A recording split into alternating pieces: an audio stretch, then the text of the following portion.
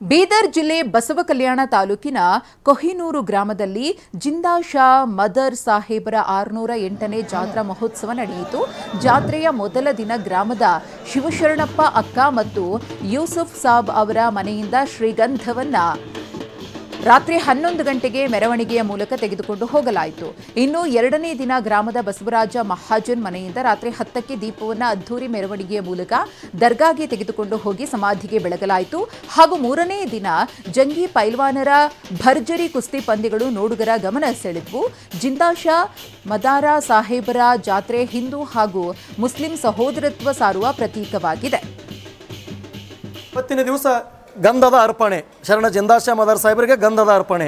ಕೊಯ್ನೂರು ಗ್ರಾಮದ ಯೂಸುಫ್ ಸಾಬ್ ಬೇಸ್ವಾಲೆ ಹಾಗೂ ಶಿವಶರಣಪ್ಪ ಅಕ್ಕ ಅವರ ಮನೆಯಿಂದ ಇಲ್ಲಿ ಶರಣ ಜಿಂದಾ ಶಾ ಮದರ್ ಸಾಹೇಬರಿಗೆ ಒಂದು ಗಂಧದ ಅರ್ಪಣೆ ಆಗಿ ಒಂದು ಬಹು ವಿಜೃಂಭಣೆ. ಎಷ್ಟು ಅಂದ್ರೆ ಕೊಯ್ನೂರದಿಂದ 9 ಗಂಟೆ ನಾವು ಮೆರವಣಿಗೆ ಬಿಟ್ಟು ಅಂದ್ರೆ ಇಲ್ಲಿ ಬರ್ಲಿಕ್ಕೆ 12:30 1 ಗಂಟೆ ಆಗ್ತದೆ.